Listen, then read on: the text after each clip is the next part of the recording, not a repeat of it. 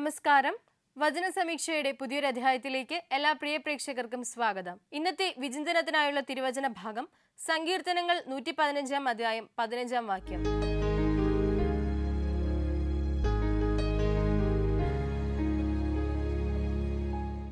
ആകാശത്തെയും ഭൂമിയെയും സൃഷ്ടിച്ച യഹോവയാൽ നിങ്ങൾ അനുഗ്രഹിക്കപ്പെട്ടവരാകുന്നു. പ്രിയമുള്ളവരെ, നമ്മുടെ ദൈവമായ കർത്താവ് അല്ലെങ്കിൽ യഹോവയാൽ അനുഗ്രഹിക്കപ്പെട്ടവരാണ് അദ്ദേഹത്തിന്റെ മക്കളായ നാം ഓരോരുത്തരും. പിതാവിനാൽ ഏറ്റവും പ്രിയപ്പെട്ട പുത്രിപുത്രന്മാർ. പിതാവായ ദൈവത്തിനാൽ തിരഞ്ഞെടുക്കപ്പെട്ട ഈ ഭൂമിയിൽ ജീവിക്കുവാനും ഇവിടെ മറ്റുള്ളവർക്ക് നന്മ കൊണ്ട് അവരോടൊപ്പം ആയിരിക്കുവാനും നല്ലൊരു മനുഷ്യജീവിതം നയിക്കുവാനും നമ്മുടെ സമൂഹത്തിൽ ഉൾപ്പെട്ട് അല്ലെങ്കിൽ ഇടപഴകി സഭയ്ക്ക് അനുഗ്രഹമായി സമൂഹത്തിന് മാതൃകയായി ജീവിക്കുവാനും ഒക്കെയുള്ള വരദാനം അല്ലെങ്കിൽ അനുഗ്രഹം നമുക്ക് നൽകപ്പെട്ടിരിക്കുന്നത് തീർച്ചയായും നാം തിരഞ്ഞെടുക്കപ്പെട്ടവർ അല്ലെങ്കിൽ നാം ക്രൈസ്തവർ ആയതുകൊണ്ട് മാത്രമാണ്. അപ്പോൾ നമ്മുടെ സ്വർഗത്തിലുള്ള യഹോവ നമുക്ക് ദാനമായി നൽകിയിരിക്കുന്ന ജീവിതങ്ങളെ ഏറ്റവും അർത്ഥവത്തായ രീതിയിൽ കണ്ടുകൊണ്ട് ആ സമ്മാനത്തെ സ്വീകരിച്ചുകൊണ്ട് ജീവിതത്തിൽ മുന്നോട്ട് നീങ്ങുവാൻ നമുക്ക് സാധിക്കണം. അതിനുള്ളതായി ഈ വചനത്തെ നമുക്ക് പഠിക്കാം, ഈ വചനത്തെ നമ്മുടെ ഉള്ളിലേക്ക് ചേർത്ത് വെക്കാം. തിരഞ്ഞെടുക്കപ്പെട്ടവർ തന്നെയാണ് നാം. തിരഞ്ഞെടുക്കപ്പെട്ട ഇടത്ത് തിരഞ്ഞെടുക്കപ്പെട്ടവനാൽ നാം ജീവിച്ച് നമ്മുടെ ജീവിതത്തെ മുന്നോട്ട് കൊണ്ടുപോകുമ്പോൾ അവിടെ നന്മകൾ കൊണ്ട്, സമൃദ്ധിയുടെ ഐശ്വര്യങ്ങൾ, അനുഗ്രഹങ്ങൾ കൊണ്ട് മുന്നോട്ട് നീങ്ങുവാൻ നമുക്ക് സാധിക്കട്ടെ. അതിനുവേണ്ടി നമുക്ക് പ്രാർത്ഥിക്കാം. വചന സമീക്ഷയുടെ പുതിയ അധ്യായത്തിലേക്ക് എല്ലാ പ്രിയ പ്രേക്ഷകർക്കും ഒരിക്കൽ കൂടി സ്വാഗതം. ഒരിക്കൽ ഒരു ഗ്രാമത്തിന് മുകളിൽ സൂര്യനും ചന്ദ്രനും ഒരേ സമയം നിന്ന് ഗ്രാമീണരെ നോക്കുകയാണ്. അതേസമയം സൂര്യനും ചന്ദ്രനും തമ്മിൽ പരസ്പരം സംസാരിക്കുന്നുണ്ട്. സൂര്യൻ ഇപ്രകാരം പറയുന്നു: ഈ ഗ്രാമത്തിന് ഏറ്റവും കൂടുതൽ അല്ലെങ്കിൽ ലോകം മുഴുവനും പ്രകാശം നൽകുന്ന എന്നെയാണ് എല്ലാവർക്കും ഇഷ്ടം. കാരണം അവർക്ക് ആവശ്യമുള്ള വെളിച്ചം നൽകുന്നത് ഞാനാണ്. അതുപോലെ തന്നെ അവർ ഏറ്റവും കൂടുതൽ ആഗ്രഹിക്കുന്നതും എന്നെയാണ്. എന്നാൽ ചന്ദ്രൻ ആ സമയത്ത് പറയുന്നുണ്ട്: നീ പകൽ വെളിച്ചം നൽകുമ്പോൾ രാത്രിയിൽ നിലാവിന്റെ വെളിച്ചം ഞാനാണ് നൽകുന്നത്. അതായത് എന്നെയും അവർ ആഗ്രഹിക്കുന്നുണ്ട്, ഞാനും നിന്നെ പോലെ തന്നെ അവരെ സേവിക്കുകയാണ് അല്ലെങ്കിൽ അവർക്കുള്ള വെളിച്ചം നൽകുകയാണ്. അതേസമയം സൂര്യൻ പറയുന്നുണ്ട്: ഒരിക്കലുമില്ല, നിന്നേക്കാൾ ഉപരിയായിട്ട് വെളിച്ചം നൽകുവാനും ഇവിടെ എല്ലാം പ്രകാശം നൽകുവാനും എന്നെ കൊണ്ടാണ് സാധിക്കുക. എന്നാൽ ഇതേ സമയം അവർക്ക് താഴെ നിന്നുകൊണ്ട് ഗ്രാമീണർ രണ്ട് കൂട്ടങ്ങളായി തിരിഞ്ഞുകൊണ്ട് ഇതേ ഒരു തർക്കം നടക്കുകയാണ്. സൂര്യനാണോ ചന്ദ്രനാണോ ഏറ്റവും നല്ലതെന്നുള്ളത്.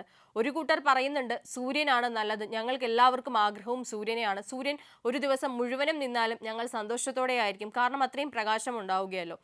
എന്നാൽ ഇത് കേട്ട് ദുഃഖിതനായി ചന്ദ്രൻ പറയുന്നുണ്ട്: ഇനി മുതൽ ഞാൻ രാത്രി ആ ഒരു വെളിച്ചം നൽകുകയില്ല, നിലാവ് നൽകുകയില്ല. അതേസമയം സൂര്യൻ ഇത് കണ്ട് പുച്ഛിച്ചു പോകുന്നുണ്ട്. എന്നാൽ അന്ന് രാത്രി അല്ലെങ്കിൽ ആ ഒരു ദിവസം മുതൽ രാത്രി നിലാവിന്റെ വെളിച്ചമില്ലാതെ ആ ഗ്രാമം അന്ധകാരത്തിലേക്ക് കൂപ്പുകുത്തുകയാണ്.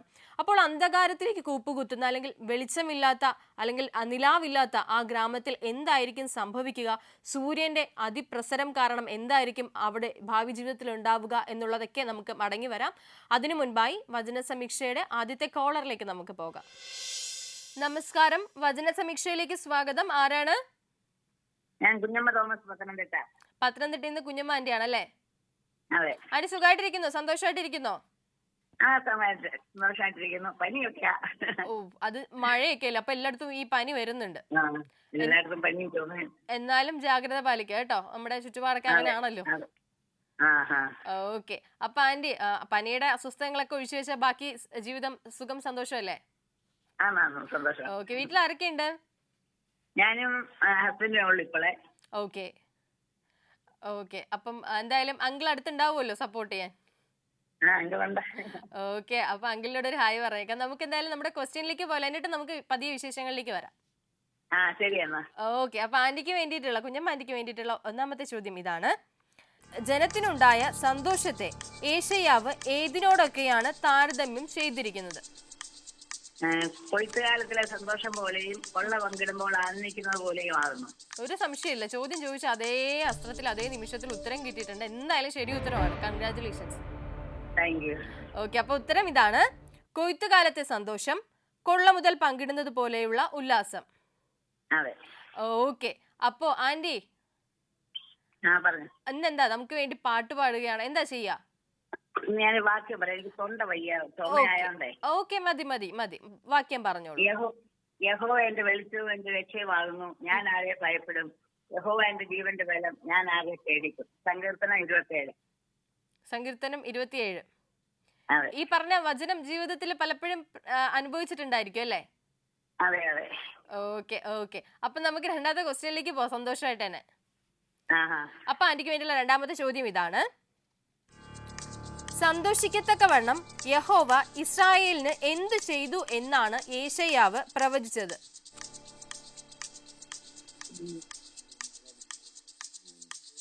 നമുക്കൊരു മകൻ നൽകപ്പെട്ടിരിക്കുന്നു, ആധിപത്യം അവന്റെ തോളിൽ ഇരിക്കും.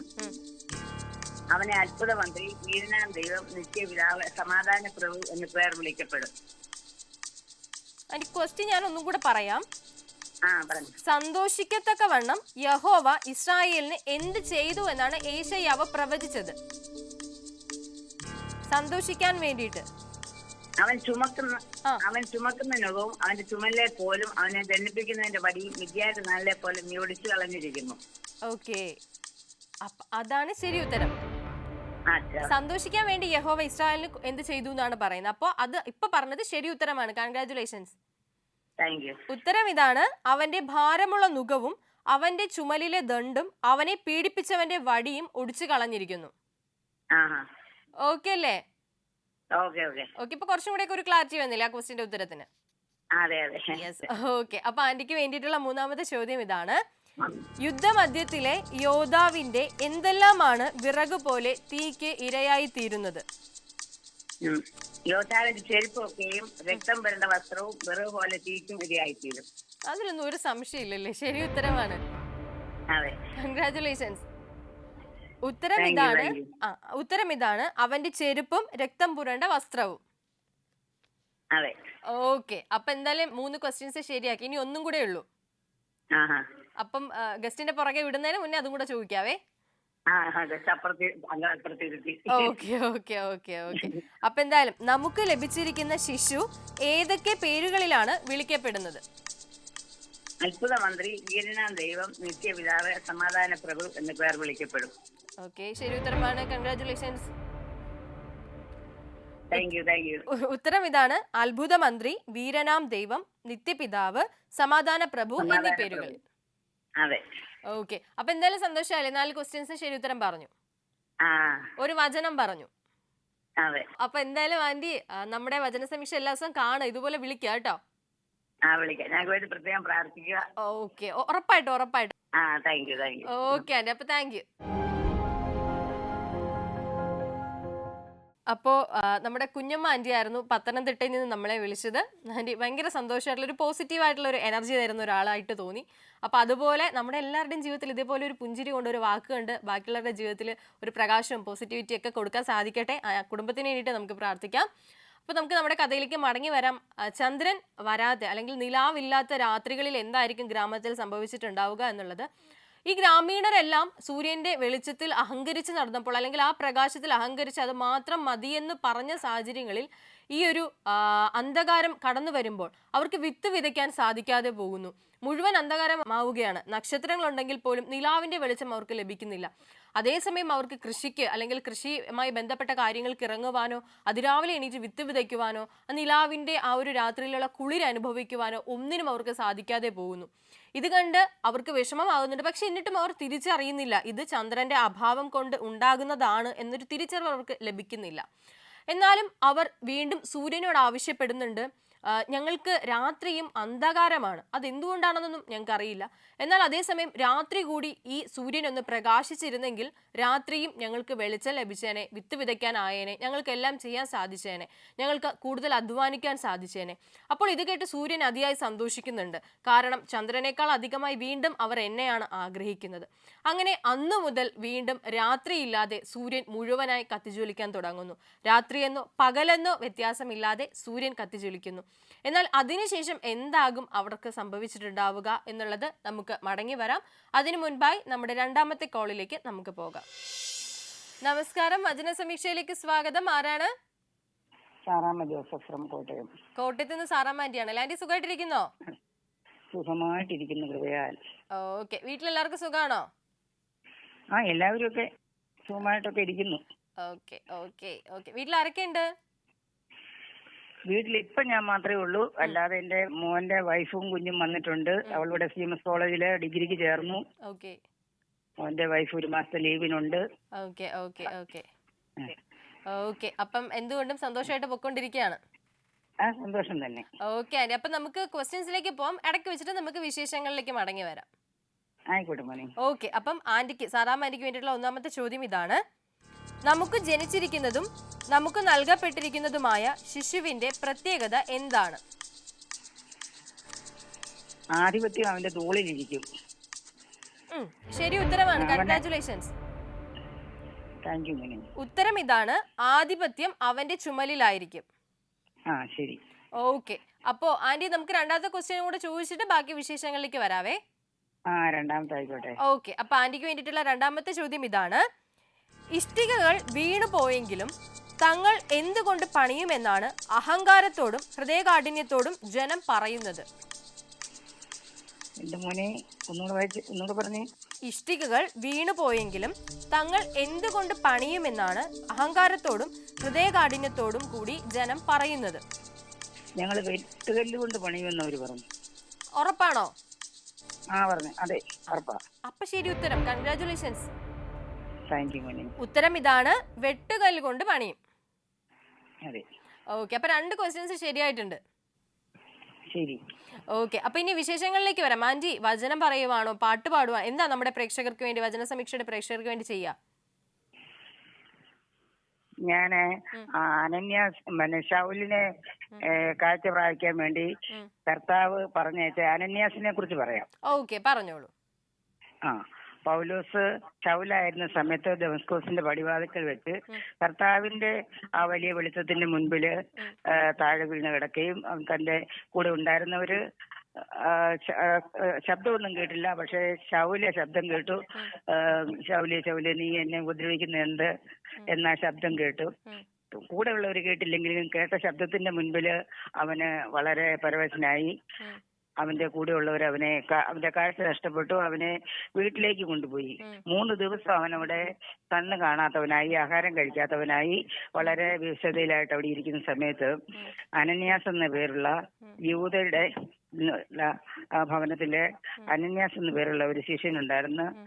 ആ ശിഷ്യനോട് കർത്താവ് വെളിപ്പാടായിട്ട് പറഞ്ഞു, നീ ഈ ശൗലിന്റെ അടുത്ത് ഭവനത്തിൽ പോണം. ശൗല് നീ വന്ന് അവന്റെ തലയിൽ കൈവച്ച് അവന് കാഴ്ച പ്രാപിക്കുന്നതായിട്ട് ഒരു ദർശനത്തിൽ കണ്ടിട്ടുണ്ടോ, നീ അവിടം വരെ പോകണമെന്ന് പറഞ്ഞു.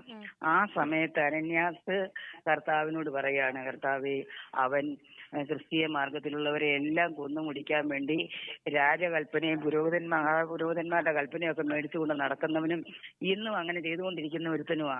അവന്റെ അടുത്ത് പോവുക എന്ന് പറയുന്ന വളരെ ബുദ്ധിമുട്ടുള്ള കാര്യമാണ് എന്നുള്ള ഒരു എതിർവാദം കർത്താവിനോട് അനന്യാസ് പറയുകയാണ്.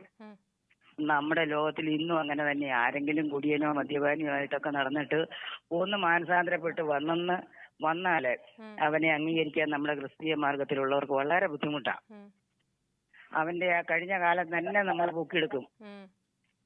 അവൻ ഇന്ന് നമുക്ക് കൊള്ളാവുന്നവനാ, ക്രിസ്ത്യ മാർഗത്തിന് കൊള്ളാവുന്നവനാ, ആത്മാവിനെ നേടാൻ പ്രാഗൽഭ്യമുള്ളവനാണെന്ന് ദൈവം കണ്ടാൽ കൂടെ നമ്മൾ അവനെ അംഗീകരിക്കാൻ സാധിക്കില്ല. നമുക്ക് അങ്ങനെ ഒരു ലോകത്തിലാണ് നമ്മൾ ഇന്ന് ജീവിക്കുന്നത്. അതുപോലെ തന്നെ അന്ന് അനന്യാസം പറഞ്ഞതിൽ അത്ഭുതപ്പെടാനൊന്നുമില്ല. എന്നാലേ കർത്താവിന്റെ വാക്കിന്റെ മുൻപിൽ അനന്യാസ് കടന്നു ചെല്ലുകയും അവിടെ ചെന്ന് ശൗലിന്റെ തലമേൽ കൈവച്ച് അവന് കാഴ്ച പ്രാപിച്ചു. വീണ്ടും നമ്മളിന്ന് വായിക്കുന്ന അനേക ലേഖനങ്ങള് ഈ ശൗലെന്ന പൗലൂസാണ് നമുക്ക് നൽകിയിരിക്കുന്നത്. നമ്മുടെ ജീവിതത്തിന് വളരെ വെളിച്ചം വരുന്ന, തന്നെയല്ല നിത്യജീവിതത്തിലേക്ക് നമ്മളെ അടുപ്പിക്കുന്ന, പ്രയാസം എന്ന് തോന്നുന്ന പല ചിന്താഗതികൾ ഉണ്ടെങ്കിലും ലോകം നമ്മളെ തരണം ചെയ്ത് നിത്യജീവിതത്തിലേക്ക് അടുപ്പിക്കുന്നതായിട്ട് നമുക്ക് കാണാൻ കഴിയും. അതുകൊണ്ട് എനിക്ക് അനന്യാസം എങ്ങനെ പറഞ്ഞതുപോലെ നമ്മളും പലരും ഇന്ന് അങ്ങനെ പറയുന്നവരാണ്. അപ്പോ ഒരു സന്ദർഭമാണ് പറഞ്ഞത്, അതിലുപരി വലിയൊരു സന്ദേശമാണ്. നമ്മുടെ ചുറ്റുപാടുള്ളവരില് അവരുടെ പിന്നാമ്പുറം അല്ലെങ്കിൽ പാസ്റ്റിലോട്ടല്ല ചകഞ്ഞു പോകേണ്ട. അവർ ഇന്ന് എന്തായിരിക്കുന്നുവോ അല്ലെങ്കിൽ അവരെങ്ങനെയാണോ ജീവിക്കുന്നത് അതിലോട്ട് വേണം നമ്മൾ നോക്കാൻ. അത് അംഗീകരിക്കത്തില്ല നമ്മള്. Okay aunty, okay. അപ്പൊ എന്തായാലും വളരെ സന്തോഷം ആന്റി, അത്രയും വലിയൊരു സന്ദേശം ഈ ഒരു വചന സമീക്ഷയുടെ ഫ്ലോറിൽ കൂടി പറഞ്ഞതില്. അപ്പൊ ഇത്രയും വലിയൊരു സന്ദേശം പറഞ്ഞില്ല. അപ്പൊ നമുക്ക് എന്തായാലും അത്രയും സന്തോഷത്തോടു കൂടി തന്നെ നമ്മുടെ അടുത്ത ക്വസ്റ്റ്യനിലേക്ക് പോകാം. ഓക്കെ അല്ലേ ആന്റി? ആയിക്കോട്ടെ ആയിക്കോട്ടെ. ഓക്കെ, അപ്പൊ ആന്റിക്ക് വേണ്ടിയിട്ടുള്ള ചോദ്യം ഇതാണ്, മൂന്നാമത്തെ ചോദ്യം ഇതാണ്. ഇസ്രായേൽ അത്ര വേഗം പണിയപ്പെടുകയില്ല എന്ന് ഉറപ്പുവരുത്തക്കവണ്ണം ഏത് വിദേശ ശക്തിയെയാണ് ദൈവം എഴുന്നേൽപ്പിച്ചത്? ഒന്നുകൂടെ പറഞ്ഞു. ഇസ്രായേൽ അത്ര വേഗം പണിയപ്പെടുകയില്ല എന്ന് ഉറപ്പുവരുത്തക്കവണ്ണം ഏത് വിദേശ ശക്തിയെയാണ് യഹോവ നിശ്ചയിച്ചത് അല്ലെങ്കിൽ എഴുന്നേൽപ്പിച്ചത്? ഇസ്രായേൽ അത്ര വേഗം പണിയപ്പെടത്തില്ല. പണിയപ്പെടാതിരിക്കാൻ, അത് ആ ഒരു ഉറപ്പ് വരുത്തക്കവണ്ണം, ആ ഉറപ്പ് വരാൻ വേണ്ടിയിട്ട് ദൈവം ഒരു എന്താ പറയാ ഒരു ശക്തിയെ, വിദേശ ശക്തിയെ, ഇസ്രായേലിന് പുറത്തുള്ള ഒരു ശക്തിയെ എഴുന്നേൽപ്പിച്ചു. ഏത് ശക്തിയാണത്? രേസിന്റെ ശക്തികളെ. ശരി ഉത്തരമാണ്, കൺഗ്രാറ്റുലേഷൻസ്. ഉത്തരം ഇതാണ്, രേസിന്റെ ശത്രുക്കളെ. രസീന്റെ ശത്രുക്കളെ. അപ്പൊ ഇപ്പോ മൂന്നാമത്തെ ചോദ്യം ശരിയാക്കിയിട്ടുണ്ട്. ഓക്കെ, അപ്പൊ നമുക്ക് നാലാമത്തെ ക്വസ്റ്റ്യനിലേക്ക് പോയാലോ? ഓക്കെ, അപ്പൊ ആന്റിക്ക് വേണ്ടിയിട്ടുള്ള നാലാമത്തെ ചോദ്യം ഇതാണ്. ഇഷ്ടികകൾക്ക് പകരവും കാട്ടത്തികൾക്ക് പകരവും അവർ ഉപയോഗിക്കും എന്ന് പറഞ്ഞത് എന്താണ്? പകരവും കാട്ടത്തികൾക്ക് പകരവും അവർ എന്ത് ഉപയോഗിക്കും എന്നാണ് പറഞ്ഞത്? വെട്ടുകല്ലുകൊണ്ട് അവർ പണിയുമെന്ന് പറഞ്ഞു. പിന്നെ ഒന്നും കൂടി ഉണ്ട്, കാട്ടത്തികൾക്ക് പകരം എന്ത് ഉപയോഗിക്കും? ദേവദാരുക്കളെ ഉപയോഗിക്കും. അത്രേ ഉള്ളൂ. ശരി ഉത്തരം, കൺഗ്രാറ്റുലേഷൻസ്. ഉത്തരം ഇതാണ്, ഇഷ്ടികകൾക്ക് പകരം വെട്ടുകല്ലും കാട്ടത്തികൾക്ക് പകരം ദേവദാരുവും. ക്ലിയർ ആയില്ലേ? ഓക്കെ, അപ്പൊ 4 ക്വസ്റ്റ്യൻസ് ശരി ഉത്തരം പറഞ്ഞു കഴിഞ്ഞു. ഒരു വലിയ കഥയും സന്ദേശവും ഒക്കെ പറഞ്ഞു കഴിഞ്ഞു. അപ്പോ എന്താ പറയാ, ഭയങ്കര സന്തോഷമായിട്ടുള്ള ഒരു കോളും ഭയങ്കര സന്തോഷമായിട്ടുള്ള നിമിഷങ്ങളുമായിരുന്നു. ഓക്കെ, അപ്പൊ ആന്റി ഇനിയും വിളിക്കുക, ഞങ്ങള് വെയിറ്റ് ചെയ്തിരിക്കും. തീർച്ചയായിട്ടും. ഓക്കെ ആന്റി, അപ്പൊ എന്തായാലും താങ്ക് യു. പ്രാർത്ഥിക്കാം.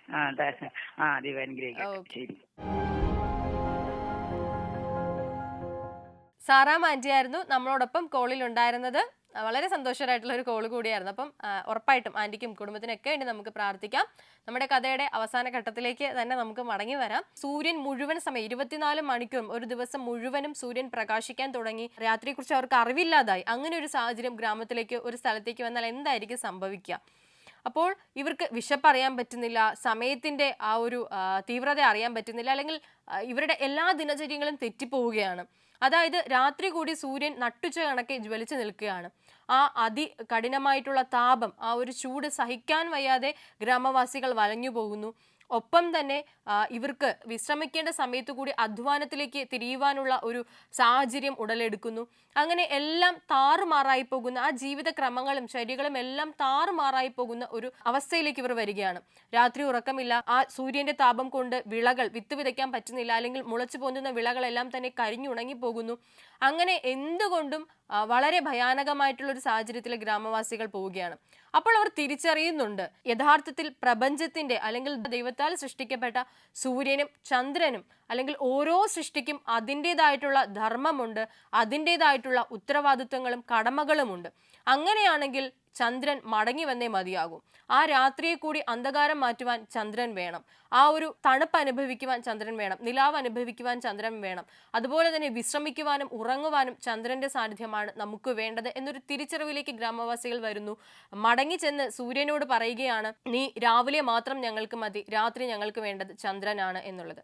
ഇത് കേട്ട് സൂര്യനെ വിഷമമായെങ്കിലും സൂര്യനും തൻ്റെ ആ മണ്ടത്തരം അല്ലെങ്കിൽ തൻ്റെ ആ ഒരു അബദ്ധം മനസ്സിലാക്കുകയാണ്, ചന്ദ്രനെ തിരികെ കൊണ്ടുവരികയാണ്. അപ്പോൾ ഇതിനു ശേഷം എന്തായിരിക്കും അവർ തമ്മിൽ സംസാരിച്ചിട്ടുണ്ടാവുക എന്നുള്ളതിലേക്ക് നമുക്ക് മടങ്ങി വരാം. അതിനു മുൻപായി നമ്മുടെ അവസാനത്തെ കോളിലേക്ക് നമുക്ക് പോകാം. നമസ്കാരം, വചന സമീക്ഷയിലേക്ക് സ്വാഗതം. ആരാണ്? സൂസൻ. സൂസൻ എവിടെ നിന്ന് വിളിക്കുന്നു ആന്റി? മല്ലപ്പള്ളി. ഓക്കെ ആന്റി, സുഖമായിട്ടിരിക്കുന്നോ? സുഖമായിട്ടിരിക്കുന്നു. ഓക്കെ, വീട്ടിൽ ആരൊക്കെയുണ്ട്? വീട്ടില് ഇപ്പോൾ ഭർത്താവും ഞാനേ ഉള്ളൂ. ഓക്കെ, അവിടെ മഴയൊക്കെ ഉണ്ടോ? ഇന്ന് മഴയില്ല, ഇന്നലെ ഉണ്ടായിരുന്നു. ഓക്കെ, അപ്പൊ സുഖമായിട്ടിരിക്കുന്നു എന്ന് പറഞ്ഞതിൽ സന്തോഷം. വചന സമീക്ഷ എല്ലാ ദിവസവും എന്തു ആന്റി? അവിടൊക്കെ മഴയുണ്ടോ? ഇവിടെ ഇടയ്ക്കിടയ്ക്ക് തിരുവനന്തപുരത്ത് കുറച്ച് ഇടയ്ക്കിടയ്ക്ക് മഴയുണ്ട്, എന്നാലും ഇല്ലാന്നല്ല, പെയ്യുമ്പോ നന്നായിട്ട് പെയ്യുന്നുണ്ട്. ഓക്കെ, അപ്പൊ എന്തായാലും സന്തോഷം നമ്മളെ വിളിച്ചതിന് കേട്ടോ. ആ ഓക്കെ അപ്പൊ ആന്റി എനിക്കും സന്തോഷം. ഓക്കെ അപ്പൊ ആന്റി എന്തായാലും നമുക്ക് ക്വസ്റ്റ്യൻസിലേക്ക് പോയാലോ?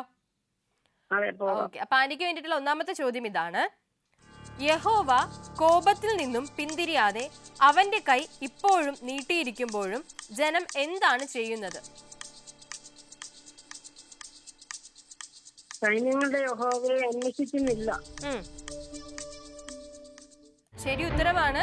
കൺഗ്രാറ്റുലേഷൻസ്.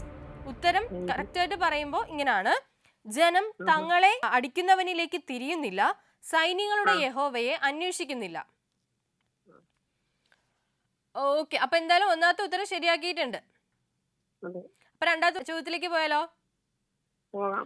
ഓക്കെ അപ്പൊ ചോദ്യം ഇതാണ്: അതുകൊണ്ട് യഹോവ ഇസ്രായേലിൽ നിന്ന് ഒരു ദിവസത്തിൽ തന്നെ ഛേദിച്ചു കളയുന്നത് എന്തെല്ലാമാണ്? തലയും വാലും പനമ്പട്ടയും പൊട്ടപ്പുല്ലും. ഓക്കെ അതും ശരി ഉത്തരമാണ്. ഉത്തരം ഇതാണ്: തലയും വാലും പനമ്പട്ടയും കോരപ്പുല്ലും. സന്തോഷായില്ലേ? സന്തോഷമായി. ഓക്കെ അപ്പൊ ആന്റി നമുക്ക് വേണ്ടിയിട്ട് ഒരു വചനം പറയാവോ, അല്ലെങ്കിൽ ഏറ്റവും ഇഷ്ടപ്പെട്ട ഒരു വചനം പറയാവോ? യഹോവയായ ദൈവം തക്ക സമയത്ത് ശീഘ്രമാക്കി നിവർത്തിച്ചു തരുമെന്ന് എനിക്കൊരു വാഗ്ദത്തം തന്നിട്ടുണ്ട്. അതിൽ ഞാൻ വിശ്വസിക്കുന്നു. ഓക്കെ പെട്ടെന്ന് പറയാൻ പറഞ്ഞു, പെട്ടെന്ന് പറഞ്ഞു. മനപ്പാടമല്ലേ വചനങ്ങളൊക്കെ? ഓ ഓക്കെ സന്തോഷം, കേട്ടതിൽ സന്തോഷം. നമുക്ക് മൂന്നാമത്തെ ക്വസ്റ്റ്യനിലേക്ക് പോവാം. ആ. ചോദ്യം ഇതാണ്: തലയും വാലും ആരൊക്കെയാണ്?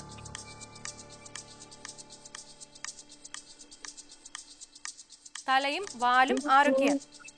മൂപ്പനും മാന്യ പുരുഷനും തന്നെ തല. അസത്യം ഉപദേശിക്കുന്ന പ്രവാചകൻ തന്നെ വാൽ. ശരി ഉത്തരം. കൺഗ്രാറ്റുലേഷൻസ്. ഉത്തരം ഇതാണ്: തല മൂപ്പനും മാന്യനും, വാല് അസത്യം പഠിപ്പിക്കുന്ന പ്രവാചകൻ. അപ്പൊ ഇനി ഒരു ക്വസ്റ്റ്യനും കൂടെ അവശേഷിക്കുന്നുള്ളൂ, അതങ്ങ് ചോദിക്കാം. ഇതാണ് ചോദ്യം: ജനത്തെ തെറ്റിച്ചു കളയുന്നത് ആരാണ്? അത് കാരണം ജനത്തിന് എന്ത് സംഭവിക്കുന്നു? അവര് നശിച്ചു പോകുന്നു. ജനത്തെ തെറ്റിച്ചു കളയുന്നത് ഇവരല്ലേ? മൂപ്പൻ ഉപദേശിക്കുന്ന പ്രവാചകൻ, അസത്യം ഉപദേശിക്കുന്ന പ്രവാചകൻ, അസത്യം ഉപദേശിക്കുന്നു. ഓക്കെ അതായത് എന്ത് ചെയ്യുന്ന, അവരെ എന്ത് ചെയ്യുന്നവരാണ് ഈ മൂപ്പന്മാരും പ്രവാചകന്മാരെന്നൊക്കെ പറയുമ്പോ? അവരെ എന്ത് ചെയ്യുന്നതാണ്? അവരെ അസത്യം ഉപദേശിക്കുന്ന ദൈവത്തിന്റെ ഇഷ്ടം ചെയ്യാതെ തെറ്റിച്ചു കളയുന്നു. ഓക്കെ അപ്പം പറഞ്ഞ ഉത്തരം ശരി തന്നെയാണ്. കൺഗ്രാറ്റുലേഷൻസ്. നമ്മുടെ വചനം അനുസരിച്ചുള്ള ഉത്തരം ഇതാണ്: അവരെ നടത്തുന്നവർ തന്നെ, ഈ മൂപ്പനും അവരൊക്കെ തന്നെയാണ് ഉദ്ദേശിക്കുന്നത്, അവരെ നടത്തുന്നവർ തന്നെ അവരെ തെറ്റിക്കുന്നു, അതിനാൽ അവർ നശിച്ചു പോകുന്നു. ഓക്കെ അപ്പൊ 4 ക്വസ്റ്റ്യൻസ് ശരി ഉത്തരം പറഞ്ഞിട്ടുണ്ട്. കൺഗ്രാറ്റുലേഷൻസ്. ഓക്കെ അപ്പൊ നമുക്ക് വേണ്ടിയിട്ട് ഒരു വചനം പറഞ്ഞു. അപ്പൊ ഉറപ്പായിട്ടും ഇനിയും വിളിക്കാം കേട്ടോ. Okay aunty, thank you. പ്രാർത്ഥനയിൽ ഓർക്കണം ഞങ്ങളുടെ കാര്യങ്ങളൊക്കെ. ഉറപ്പായിട്ടും ആന്റി, ഉറപ്പായിട്ടും. Thank you aunty, thank you. അപ്പോൾ സൂസൻ ആന്റി ആയിരുന്നു നമ്മളോടൊപ്പം കോളിൽ ഉണ്ടായിരുന്നത്. ആന്റി എല്ലാ ചോദ്യങ്ങൾക്കും ഉത്തരം പറഞ്ഞു, ഒരു വചനം നമ്മളുമായിട്ട് പങ്കുവച്ചു. അപ്പോൾ ആന്റിക്ക് വേണ്ടിയിട്ടൊക്കെ നമുക്ക് പ്രാർത്ഥിക്കാം. നമുക്ക് നമ്മുടെ ഒരു വചന സമീക്ഷയുടെ ഇന്നത്തെ ഒരു അധ്യായത്തിന്റെ പൂർണ്ണതയിലേക്ക് നമുക്ക് കടക്കാം. സൂര്യനും ചന്ദ്രനും തമ്മിൽ അവസാനമായിട്ട് സംസാരിക്കുകയാണ്. സൂര്യൻ മനസ്സിലാക്കുന്നുണ്ട് ചന്ദ്രന്റെ വില എന്താണ്, അല്ലെങ്കിൽ ചന്ദ്രന്റെ ഉത്തരവാദിത്വങ്ങളും ദൗത്യങ്ങളും എന്താണ് എന്നുള്ളത് സൂര്യൻ മനസ്സിലാക്കി ചന്ദ്രനോട് മാപ്പ് ചോദിക്കുകയാണ്. ആ ഗ്രാമവാസികളും ഇവരോട് മാപ്പ് ചോദിക്കുകയാണ്. അപ്പോൾ പ്രിയപ്പെട്ട കൂട്ടുകാരെ, ഇതിൽ നിന്ന് നമുക്ക് മനസ്സിലാക്കാൻ സാധിക്കുന്ന ഒരു കാര്യം, എല്ലാ സൃഷ്ടികൾക്കും അതിൻ്റെതായിട്ടുള്ള കടമകളും ഉത്തരവാദിത്വങ്ങളും ഉണ്ട്. ഓരോ സൃഷ്ടിക്കും അവരുടേതായിട്ടുള്ള ലക്ഷ്യങ്ങളുണ്ട്. അപ്പോൾ ദൈവം ഭരമേൽപ്പിച്ചിരിക്കുന്ന ഓരോ കാര്യങ്ങളുമുണ്ട്. അപ്പോൾ ഒന്നിനെയും വില കുറച്ച് കാണുവാൻ നമ്മൾ ആളല്ല. ഒരുപക്ഷെ നമുക്കില്ലാത്തത് മറ്റുള്ളവർക്ക് ഉണ്ടാകും. അത്തരത്തിലുള്ളൊരു കഴിവ് ദൈവം അവർക്ക് നൽകിയിട്ടുണ്ടാകും. അപ്പോൾ ആരെയും വില കുറച്ച് കാണാതെ എല്ലാവരെയും സ്നേഹിക്കുവാൻ നമുക്ക് സാധിക്കട്ടെ. അതിന് ഇനിയുള്ള ഈ ഒരു ജീവിതത്തെ നമുക്ക് ചിട്ടപ്പെടുത്താം. വചന സമീക്ഷയുടെ ഇന്നത്തെ അധ്യായം ഇവിടെ പൂർണ്ണമാകുന്നു. പുതിയൊരു അധ്യായത്തിൽ നമുക്ക് വീണ്ടും കണ്ടുമുട്ടാം. നന്ദി, നമസ്കാരം.